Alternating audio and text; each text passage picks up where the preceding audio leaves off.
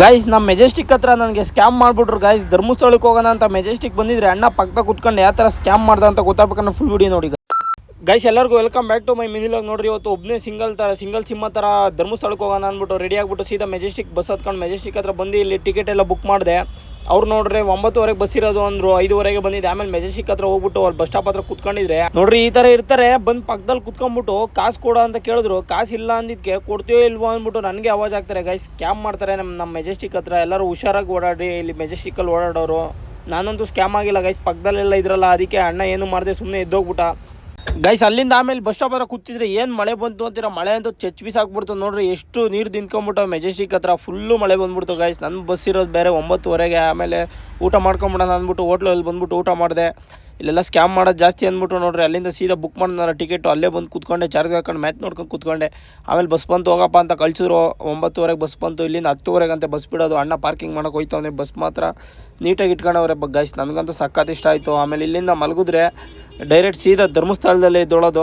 ಈಗ ಸೀದಾ ಮಲ್ಕೊಂಬಿಡವ್ರಿ ಗೈಸ್. ನೋಡ್ರಿ ಮಲಗಿದ್ರೆ ಆಮೇಲೆ ಬಂದು ಇಲ್ಲಿ ಡಾಬಾ ಹತ್ರ ಒಂದು ಟೀ ಕುಡ್ಕೊಂಡು ಇಲ್ಲಿಂದ ಸೀದಾ ಧರ್ಮಸ್ಥಳಕ್ಕೆ ಬಂದೆ ಗೈಸ್. ಅಲ್ಲಿಂದ ನೋಡ್ರಿ 6 ಗಂಟೆಗೆ ಬಂದು ಬಸ್ ಅಣ್ಣ ಬಂದು ಇಲ್ಲಿ ಧರ್ಮಸ್ಥಳ ಹತ್ರ ಬಿಟ್ಟರು. ನನಗೆ ಯಾಕೋ ತುಂಬ ಕೆಟ್ಟದಾಗ್ತಾಯಿತ್ತು. ಒಳ್ಳೇದಾಗಲಿ ಅಂದ್ಬಿಟ್ಟು ಮಂಜುನಾಥ ಸ್ವಾಮಿನ ಬೇಡ್ಕೊಂಡು ಹೋಗೋಣ ಅಂದ್ಬಿಟ್ಟು ನಂಗೆ ಬೇಜಾರಾದಾಗೆಲ್ಲ ಬರ್ತಾಯಿದ್ದೀನಿ ಗೈಸ್.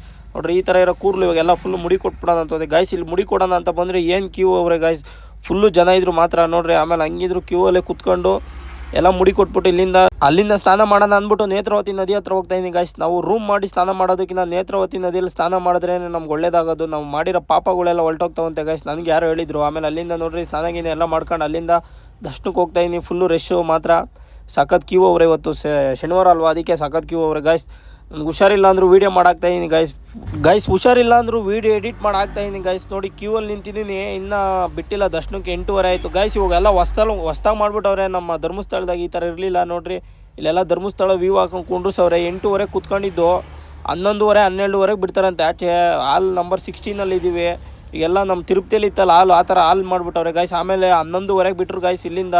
ಇಲ್ಲೂ ಕ್ಯೂ ಐತೆ, ನಡ್ಕೊಂಡು ಹೋಗೋಣ ಬನ್ನಿ ಗೈಸ್. ನೋಡ್ರಿ ಎಲ್ಲ ಪಕ್ಕದಲ್ಲಿ ರೂಮವರೆಲ್ಲ ಕೂತವ್ರೆ ಗೈಸ್. ಎಲ್ಲ ದರ್ಶನ ಮಾಡ್ಕೊಂಬಂದೆ. ನಾನು ಫಾಲೋವರ್ಸ್ ಎಲ್ಲರಿಗೂ ಒಳ್ಳೇದು ಮಾಡಿ ಬೇಗ ನನಗೆ 10K ಮಾಡಿಬಿಡು ಅಂತ ಬೇಡ್ಕೊಂಬಂದೆ ಗೈಸ್. ನೋಡೋಣ ಗೈಸ್ 10K ಆಗ್ತಾರೇನೋ. ಈ ವಿಡಿಯೋ ನೋಡೋಣ ಗೈಸ್ ಎಷ್ಟು ಓಡುತ್ತೋ. ನಮ್ಮ ಧರ್ಮಸ್ಥಳಕ್ಕೆ ಇಲ್ಲಿಂದ ಬಾಯ್ ಹೇಳ್ಬಿಟ್ಟು ಇಲ್ಲಿಂದ ಗಂಟೆ ಗಣೇಶನ ದೇವಸ್ಥಾನ ಹೋಗ್ಬೇಕು ಗೈಸ್.